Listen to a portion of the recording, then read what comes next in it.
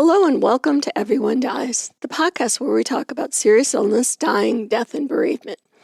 I'm Marianne Matzo, a nurse practitioner, and I use my experience from working as a nurse for 47 years to help answer your questions about what happens at the end of life. Today we are republishing our podcast about caring for a partner with dementia. But first let's have a look at coping with changing roles, dementia, and the emotional weight of holiday traditions. Joshua Trapper offers a perspective about Christmas traditions and how those can change when a partner has dementia. Mary's family counted on certain traditions each Christmas. Her mother cooked the entire meal and served it on the good china, decorating the good tablecloth with holly. The centerpiece was always the same, a Royal Dalton figurine of a little boy with a Christmas tree. Her father sliced the turkey using the carving set reserved for special occasions. The turkey dressing was the same every year, Mary remembers. If Mom tried to change it, there would be a great fuss that it was different. But 8 years ago, Mary's parents moved into a retirement home in Ottawa. Her father died 3 years later. Her mother, the chief holiday planner, is now 89 and has dementia. So the onus of carrying on the family traditions has fallen to their children. Even when both parents were alive, Christmas had become bittersweet and kind of melancholy, Mary said. It was lovely that they could come and we could still carry out the traditions, but it was bitter in that they weren't the focus of the traditions anymore. The holidays are a time when family traditions take on greater relevance. But at this time of year, adult children must also wrestle with unsettling questions. Should they hold on to cherished family traditions as long as possible? When and how must these rituals change to accommodate aging family members? For a while, Mary's family celebrated Thanksgiving and Easter at the retirement home so that her parents could still serve as hosts, but in a more supportive environment. While the family lost out on the comforts at home, at least they were together. At the holidays, you want to create a feeling, an emotion, an atmosphere. That doesn't mean you have to do things exactly the way they've been done in the past. It's the feelings that are important, not the details that elicit those feelings. Reclaiming those feelings can be difficult when children are scattered across the country, when an aging parent is living with dementia or simply unable to muster the stamina for a day of celebration. Instead, families can focus on more important goals, showing aging relatives that they're not forgotten. What happens, and it's the bottom line about holidays, is that we all feel we belong to our family, that people remember us, and that there's a connection. Often that means adapting to a family's changing needs and downplaying the importance of specific practices or objects. Rituals change because the people who are engaging in the rituals change. Even something so basic as gift giving can be adapted. In advance of the holidays, grandparents can be provided with gifts to give to the grandchildren who will be visiting. Children who cannot visit still unwrap their presents while their grandparents listen on the phone or are connected by Zoom. Cognitive decline shouldn't obstruct an older adult's participation in the holidays. Even if the elder cannot still understand Christmas activities, the family can still provide comfort. This Christmas, Mary will try an adaptation of her own. She's invited a woman from her mother's retirement home to join the family for dinner at her brother's house in Ottawa. She hopes the woman will be able to help her mother recollect the celebration after they return to the retirement home. Roles change, and so do traditions. Caregiving families find ways to create new ones. When we have the good fortune to still belong to a family, every possible effort should be to bring that family together. From all of us here at Everyone Dies, we wish you and your family a happy-ish holiday and peace for the new year. This podcast does not provide medical nor legal advice. Please listen to the complete disclosure at the end of the recording. Hello, everyone, and welcome to Everyone Dies, the podcast where we talk about serious illness, dying, death, and bereavement. I'm Marianne Matzo, nurse practitioner, and I use my experience from working as a nurse for 44 years to help answer your questions about what happens at the end of life. And I'm Charlie Navarrete, an actor in New York City, here to ask the questions that you may have while listening to our podcast. We are both here because the more you plan, the better prepared you will be to make life-altering decisions. So please relax and get yourself something to eat and drink, and thank you for spending the next hour with Charlie and me in our multiverse as we talk about loving and caregiving for a partner with dementia. In the first half, Charlie talks with us about the death of the Pennsylvania's forgotten funeral pie, the sweet and somber treat of extravagant 19th century funeral feasts. Mm-hmm. He also has our recipe of the week, and I bet you cannot guess what that's going to be. Wait, can I guess? In the second, Can I guess? No. How many guesses do I have? In the second half, I'll be talking about what can be involved when caring for a partner with dementia. And we have an interview with Michael Porter, who talks about his experiences caring for his wife, Janet, with Huntington's disease. So, Charlie, yes, the funeral pie has died? Oh. Actually, yes, it's not impossible to find, but near impossible to find. It's dead. Just like poor Jed in Oklahoma. It's dead. Poor Judd is dead. Oh, Judd, not Jed. Yeah, there we go. Mr. Theater. Yes. Yeah, it just, fell out of favor, and maybe flavor too. But yes, it's nowadays people pretty much have to have it. You have to order it. You just can't go to your grocery shelves anymore. So with that, let's delve into the history of this bad boy. Live from Castro Obscura, the death of Pennsylvania's forgotten funeral pie. The sweet yet somber treat of extravagant 19th century funeral feasts. In August 1880, a coffin containing the body of Christian Eyre led a procession of 1,500 relatives, friends, and members of the congregation to the old Mennonite church in Millersville, Pennsylvania. Additionally, many funeral runners, a type of mourner that often popped up at Pennsylvania German memorials in the 1800s. These attendees weren't there to pay their respects. They were there for the food. Culinary historian William Woys Weaver states, "It was so common that you didn't even raise an eyebrow." The star of the funeral banquet was raisin pie, a dish so tied to the event that it became a euphemism for death itself. When an ailing member of the community took a turn for the worse, you were sure to hear someone say, "There'll be raisin pie soon." In 19th century Pennsylvania German homes, raisins meant one thing: death was near. Friends and neighbors would cook, clean, and bake raisin pie, which became known as funeral pie.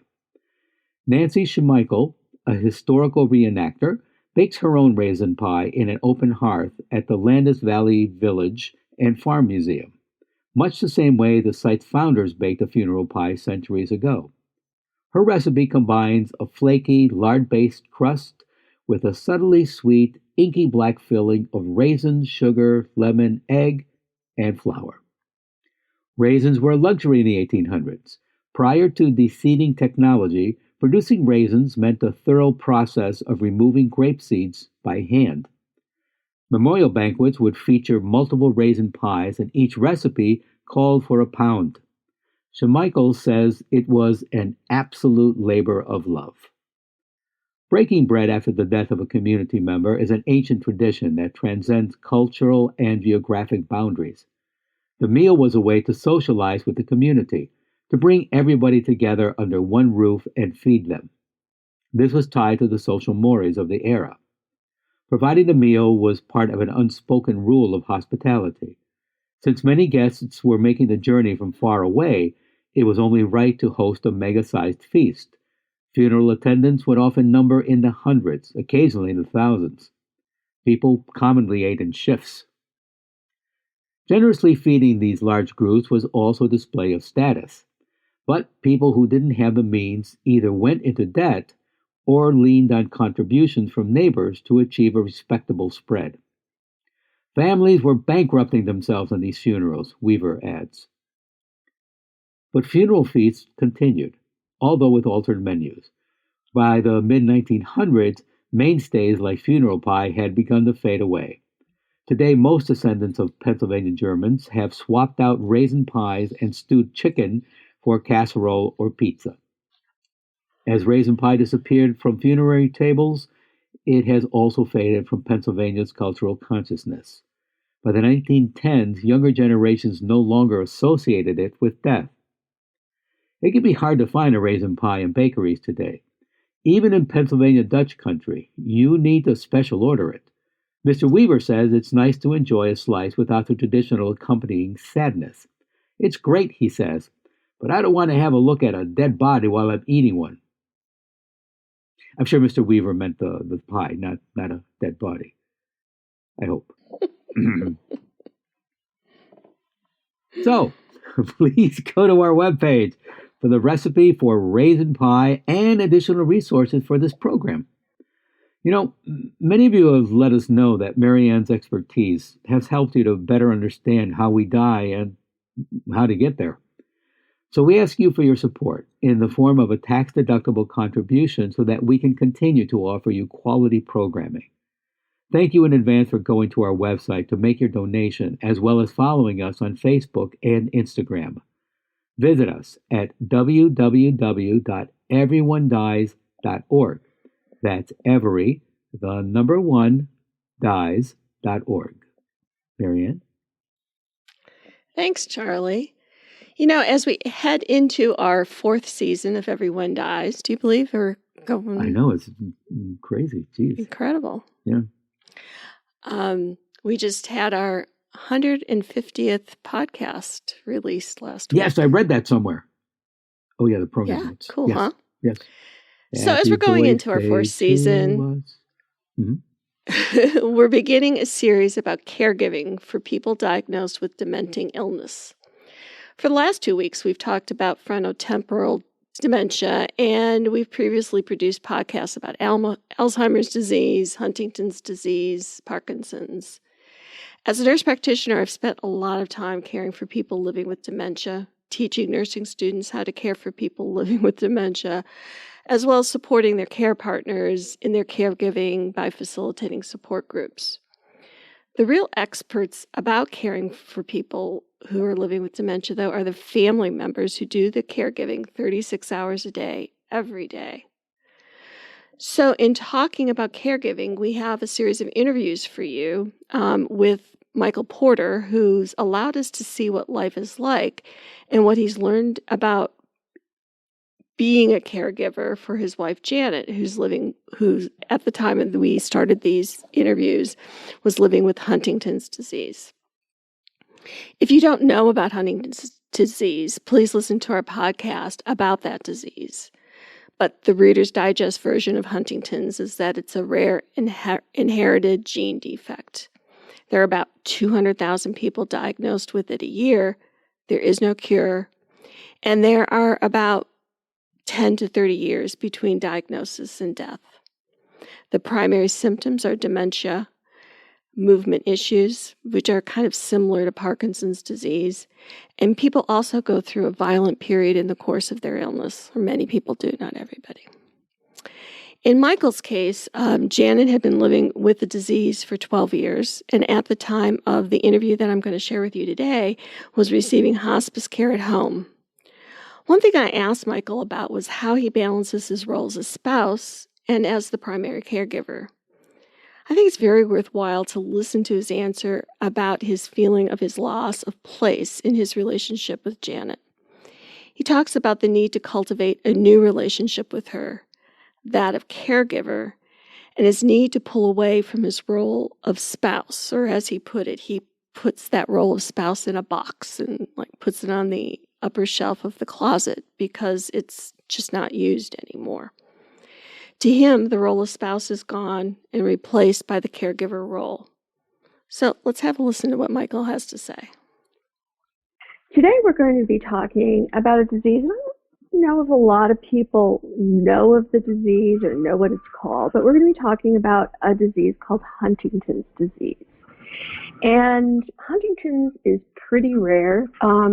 Statistics are there's about 200,000 cases per year in the United States. So this rare inherited disease causes a progressive breakdown or degeneration of nerve cells in the brain.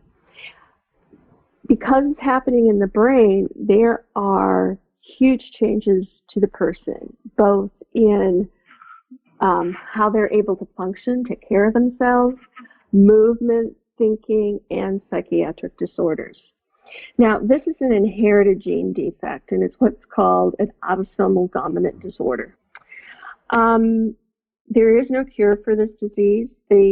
What they can do is manage the symptoms as it goes along, but there isn't a cure. The numbers are kind of varied. About from diagnosis to death is about 10 to 30 years. Some people say 15 to 20 years. But people tend to be diagnosed younger. It can be actually anywhere between 6 and 80 years old that you can be diagnosed with this disease. Now, childhood Huntington's is a whole kind of different disease outside of what we're talking about today, because today we're talking with Michael. And Michael's wife has Huntington's disease. Her name is Janet. And she was diagnosed 12 years ago at the age of 58. She has two siblings, and both of them have Huntington's. And Michael is now caring for Janet full-time with hospice support. She's been on hospice for about a couple of months. So, Michael, welcome to Everyone Dies. Thank you. So, I guess what would be maybe interesting to our leaders is if you would mind talking about Janet's kind of lead up in diagnosis to Huntington's, because it's really kind of hard to exactly put your finger on that this is Huntington's. Now, if you know it's been in your family forever and that could be a possibility, it might kind of say, oh, maybe we should look at that. But if you don't, you might not stop to think, oh, maybe that's what this is. So she was diagnosed pretty late kind of in life for Huntington's. Can you tell me about how that was discovered and how that was determined? Well, Janet was diagnosed as a result of the physical symptoms. Her feet were twitching, her hands and arms were twitching. I tell people one of the big disappointments in my life was I'd be lying in bed next to her and I thought she was getting frisky, and she was just sick. But they tested her. They thought it was restless leg syndrome, then they thought it was this, then they thought it was that, then it was something else. And finally, we went to a doctor, and she was explaining all the symptoms she was seeing, and he said, no, there's something more involved here. You need to see a neurologist. So we went to see a neurologist, and this was in Washington, PA. Mm-hmm. And I always like to give a shout out to Dr. Brian Katugna in Washington, PA. He was like a bulldog in a white, lab coat. He looked at her and he says, "There's something going on, neurological." He says, "I will figure out what it is." Wow.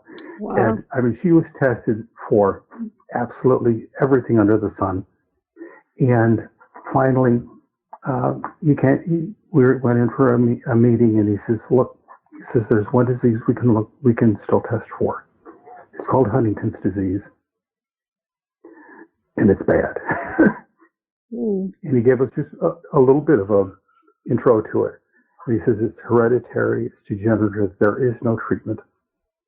But he says, go home, read up on it, get online, read up about it, and then come back and tell me whether or not you want to test for it. And so, is he going to do time, genetic testing? Is that what he was thinking? Yes. Okay. Yes. Yeah. Now, unlike some other neurological diseases like Huntington's and Parkinson's, actually, there is a definitive test for Huntington's. Oh, okay. And so we went home, we looked it up, and we decided, well, whatever it is, we need to know. Mm-hmm. And so we went back and she was tested and came back positive that yes, she does have Huntington's. But back before the physical symptoms started, back as long as Janet and I have known each other, and in fact, as long as our children have been alive, we realized that there has never been a time when they did not know their mother when she was not experiencing symptoms from Huntington's. Really? Shortness of, but then it showed up prior to the onset of the physical symptoms. It was emotional, mostly emotional, a few cognitive things.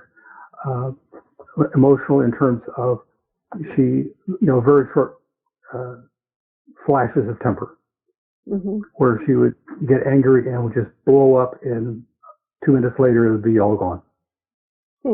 Just like a firecracker going on. And then there's a symptom called perseveration, which is mm-hmm. it's like where your mind gets stuck on an idea and you just going back to it over and over and over and over again. And that was very prominent in our earlier relationship, and in the kids growing up. In fact, when the first conversation I had with my son about Huntington's, I was telling him about the symptoms that she was experiencing and that I was noticing, and his reaction was, well, yeah, Dad, but Ma's always been that way. Wow. And so it was just, one of the advantages, if you can call it advantages, I mean, when Janet got her diagnosis for the disease, it gave people a new perspective on her father, because her father was probably the one she inherited it from, and really? people just universally assumed that her father was a ass. Mm-hmm. He was a jerk, and that everybody just assumed that's who he was. And then when Janet got her diagnosis and they started looking at what the symptoms was, well, maybe he was sick after all. Maybe he was sick too. Now, was Janet an only child? No, she's got 2 siblings. So anybody? Oh yeah, you told me both of the kids, both of her siblings did have this. Yes. Do have this disease. Yes. Yeah. And so and that's the thing about it. I mean, you have if you inherit it from one of your parents, and you have a 50-50 shot of inheriting it. And it was,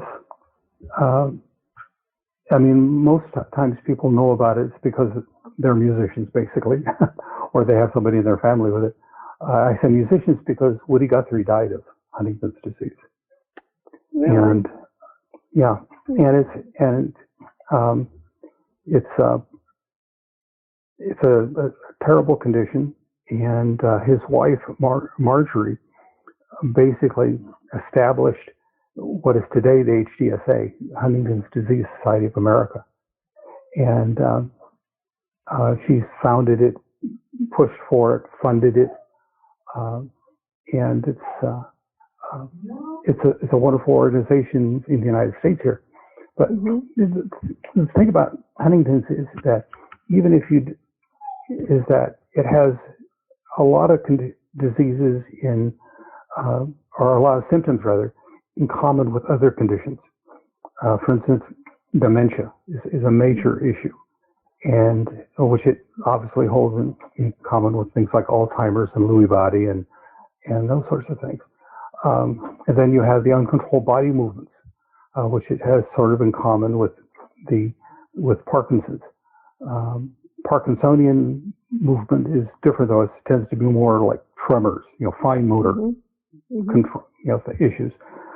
Whereas Huntington tends to be large, more gross motor movements, like uncontrolled shrugging, or your whole arm or your whole leg flopping around. I've seen folks with advanced stages of Huntington's in special wheelchairs that they literally had to be strapped into. Otherwise, the convulsions would basically thrown them out of the chair. Now, did Janet progress to that that movement beyond just her hands and her feet?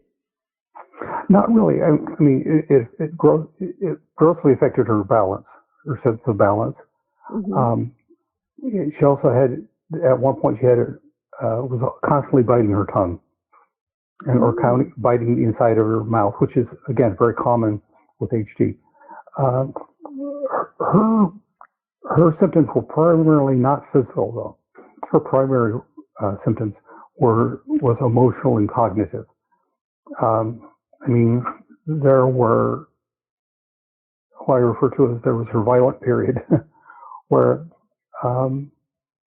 she would get angry, and I got punched, I got scratched, I got cut, I got bit, and there were times when basically I would just grab her, hold her like a bear hug until she calmed down, because to protect, keep her from injuring herself or somebody else.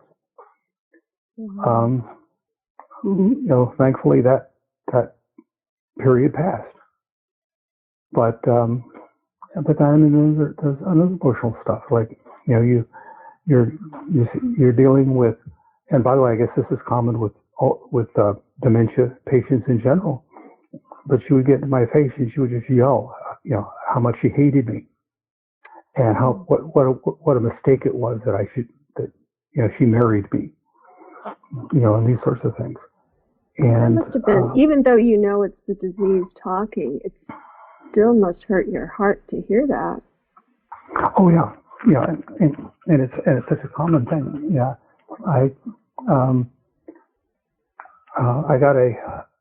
I'm constantly seeing notes on the support forums, and for Huntington's as well as Alzheimer's and Parkinson's and Lewy body and vascular dementia, and just dementia forums, and where people saying, how do you deal with it?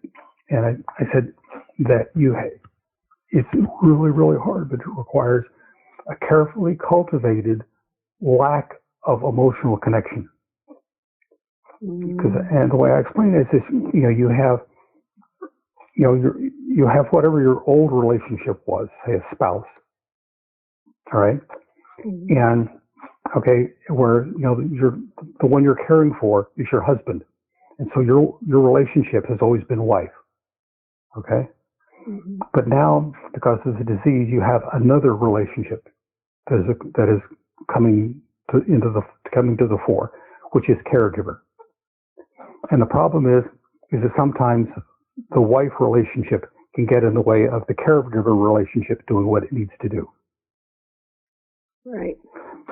And so and I said, I know it's incredibly hard to do, but you need to figure out how to sort of take that role, that wife role, put it in a box and put it up on a shelf for a while, so you can concentrate on being caregiver, because you can't do both at the same time, because one will get in the way of the other. And so, Michael, do you think that you ever then get to take the box of being a spouse down again? Oh yeah. I was reading a book about a woman whose husband was suffering from Alzheimer's, and the way she dealt with it is she took her wedding ring off, literally put it in a box in their bedroom, and then at the end, after he passed away, and she had done everything she could to care for him, then she took the box down, put her ring back on, and now she's no longer caregiver. Now she's widow again. Now she's widow. But what I'm asking, for her that was how she dealt with it. But I mean, But for you, on a shorter term basis. Do you ever get to take the box down and just be Janet's husband? Yes. Yeah. And it hurts. And you do. And I mean, those are the times when you just sit and you cry your eyes out, remembering.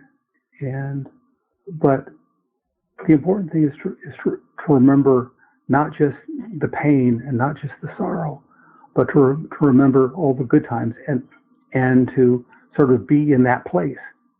In other words, people tend to remember, like, say, their weddings. People remember their weddings, but it's overshadowed by what came later.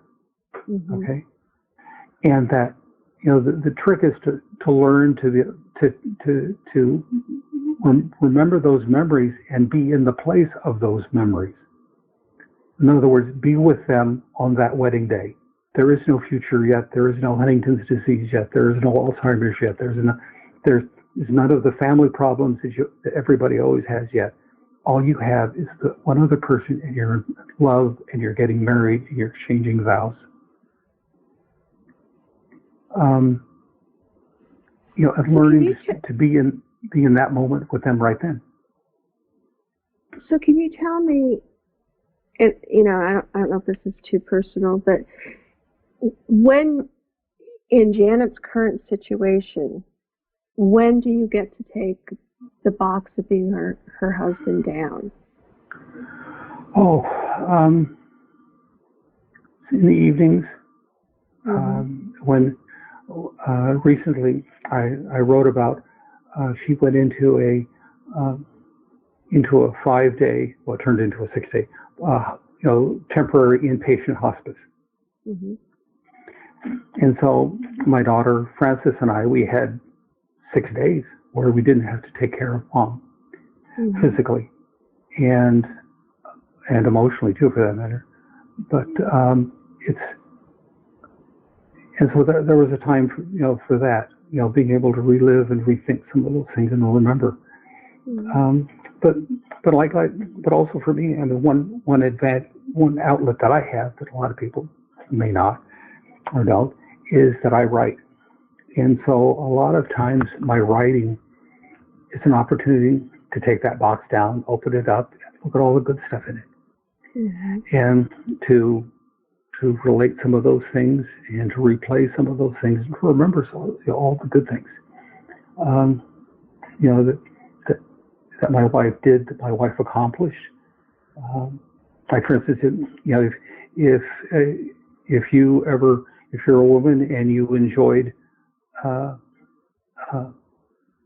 playing sports in high school or in college, and you live in the era of Title IX, then you owe Janet a debt of gratitude, because in the 1970s, when Janet was teaching middle school in Massachusetts, she worked for the creation of the Massachusetts state equivalent of Title IX, which then became the model for the federal Title IX law. And my Janet, all 5'4" of her, she coached girls basketball. And it was. I'm only laughing because it must have been kind of cute, somebody so little. Oh yes. And it was her idol was always there was a really short guard, Spud something. I forget his last name, but he would always he maneuvered so well and got around. The big men couldn't stop him because he literally would run underneath him.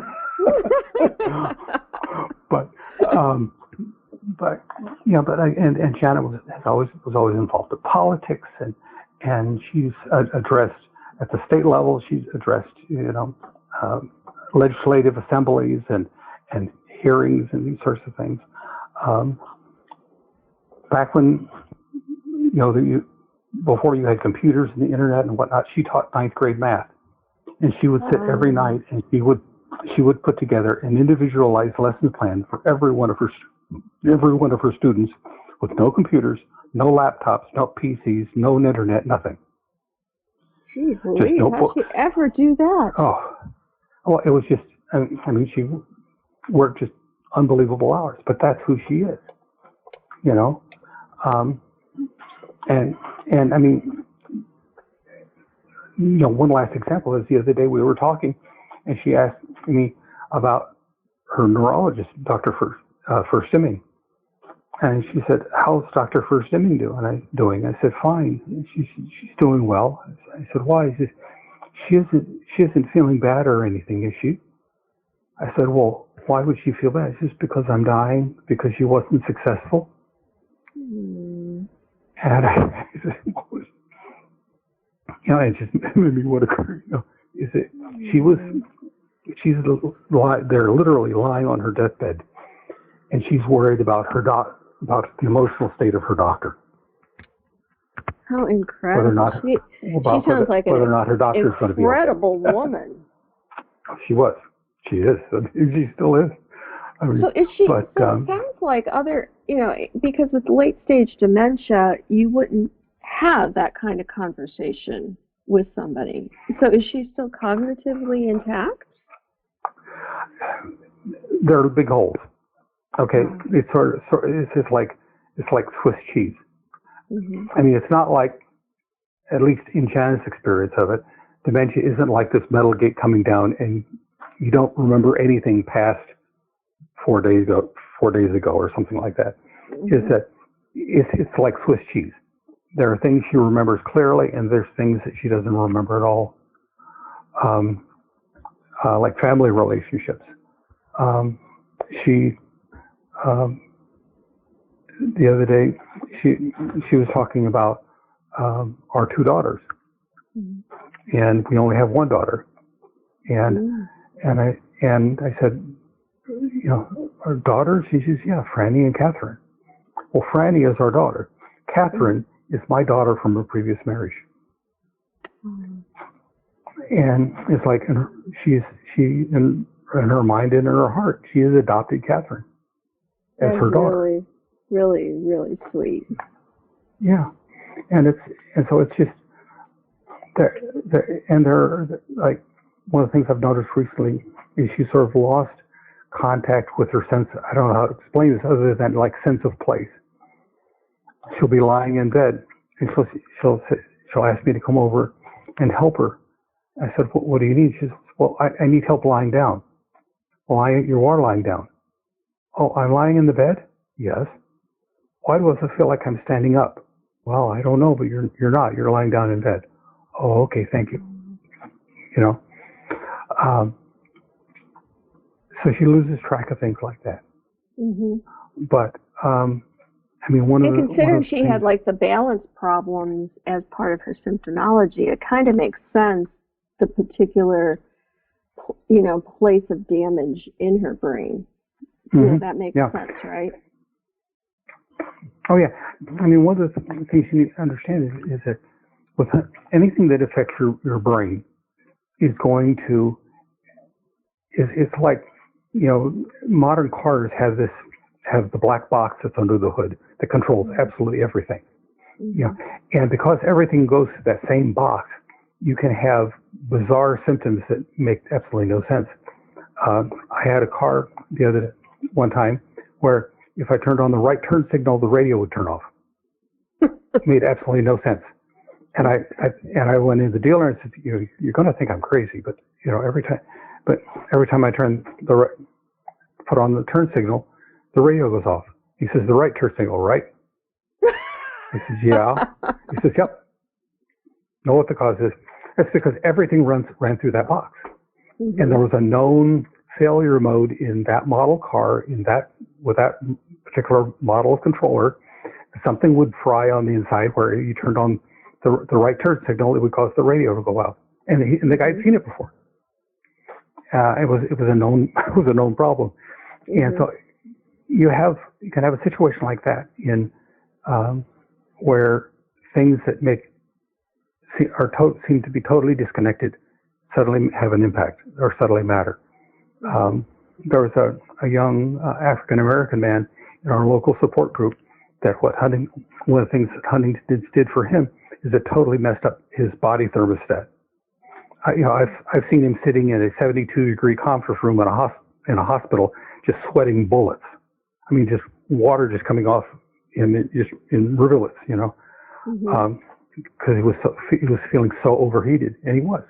I mean, the way he was getting by is he would have these ice packs that he would strap to his chest to keep his core body temperature down.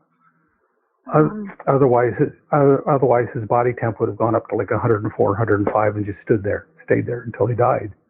Wow. Then you have the physical symptoms, you have the emotional symptoms.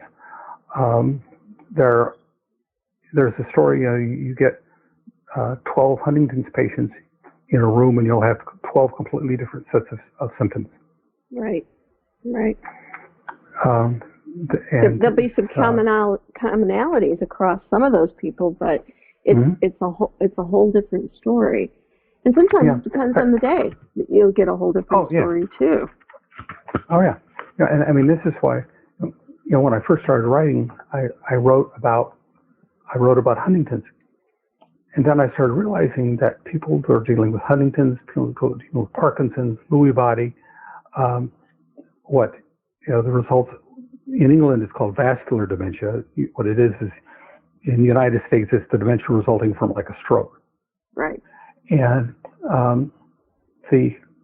but all these people, they're confronting a lot. 99% of the symptoms that they're going to be experiencing are going to be the same. So I started, getting into contact with these other groups on Facebook, and getting tremendous response to folks that are dealing with all these different forms. I mean, one of the things that was amazing to me is the number of different medical conditions that can produce dementia. Right. Yes. It's mind-boggling. Yes, literally right. The other thing too is what we were just talking about, how you cope with that is, you said you put that role of spouse in the box and you put it away when you're being the caretaker.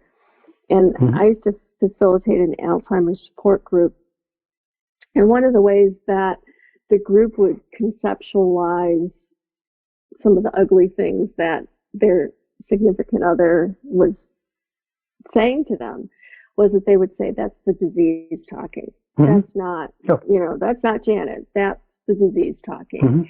And then that, and it kind of results in the same sort of thing like what you're talking about, in that you separate yourself from them. It's like they're not, because you see a lot of daughters and daughter-in-laws who are caretakers to wives, and when somebody's screaming at you how much they hate you, or like you said, I shouldn't have married you, if you take that as they're really saying that, it breaks your heart. But if you're able to realize the disease is talking, and it's not being very nice right now, you kind of shut that off and, have a key line or something, some way that you respond when your feelings are being hurt. Does Janet realize or remember when she has those kind of outbursts? Sometimes she has in the past. And a couple months ago, she, as her angry phase was sort of tailing off, one day she was talking to me, and she says, I just want you to know that I really do love you. I know I've said certain things in the past, but I do love you. And there can be moments of clarity, and they're priceless when they happen. And like when Janet's dad was dying, Janet and I had gone to visit him with Janet's mom, and we at that point we did not know about Huntington's at all, and we were in his room, and he said, Mina, it's his wife, says, Mina, why don't you take Janet downstairs and show her the cafeteria? in this place. They got a really good cafeteria. And I was like, cafeteria? Really? He said, just go show her. Okay. Not sure what this is about, but okay. So as soon as they're gone, he called me over and he held his hand out and he says, Mike, I just wanted to say I'm sorry. You're a good man. Thank you for marrying Janet. And he shook my hand. And I mean, this is a man who at one point had declared very loudly he wasn't even going to attend our wedding, and had thrown fits about that. But it was just and the thing is that one of the things I've learned is that it's a matter of education. It's a matter of learning what's going on. Like, for instance, at one point when our son, Michael, was little, like 4 or 5, he did something. Grampy got angry, just blew up at him, said something nasty. And Michael just ran off crying because, how could Grampy say that, right? Right, yeah. Well, I went to check on him, and one of his older cousins, who was, there was 2 of them. One was 10, and one was like 12. And 2 of them had him sitting down in one of the back bedrooms and explaining to him the facts of life. Okay, Grampy said something upsetting. Don't worry about it. Sometimes he just gets upset, but you give him a couple minutes and he'll be fine. And that'll be, and they were just explaining, they had no idea about Huntington's or anything else, but they had a sense of, all right, this is what happens. We don't know. Not sure why it happens. Doesn't matter. But give him a couple minutes and he'll be okay. And they did as good a job talking to him as I ever could have. Right. But that one of the things I've noticed about Huntington's is that when you get your diagnosis, it's half oh no and half oh yeah. Where suddenly things start making sense. Yeah. Why things happen, like Janet's older brother, who has since died of an unrelated heart condition. Everybody thought he was a drunk because he would, and they said, well, he came to his daughter's wedding, intoxicated, and the wedding was at like 9 o'clock in the morning. Mm-hmm. And what it was the chorea. Is a very common symptomology is people would have these very broad movements and they look like they're drunk. And so everybody looked at the way John was moving and the way he was acting, and his speech was slurred, and they said, oh, he's snockered. How could, what kind of a drunk is he? Going to come to his own daughter's wedding? But then after Janet got her diagnosis, she talked to his wife, explained the situation to her. And so John went in next neurologist appointment, which, by the way, he was seeing one of the main neurologists at Mass General. Mm-hmm. This was not like, some guy at a little country clinic somewhere. This is like one of the foremost neurologists probably in the United States at Mass General. And it hadn't even occurred to him to test John for Huntington's. Because, when Jenny said to him, he says, we need you to test him for this. And he says, what for? He says, do you realize how rare a disease that is? And she says, yes. And his younger sister just got diagnosed with it. Oh. So, yeah, let's, maybe we do need to test for that, Yeah.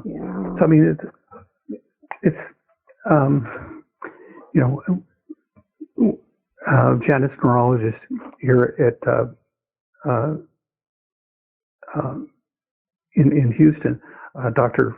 First-Deming, she teaches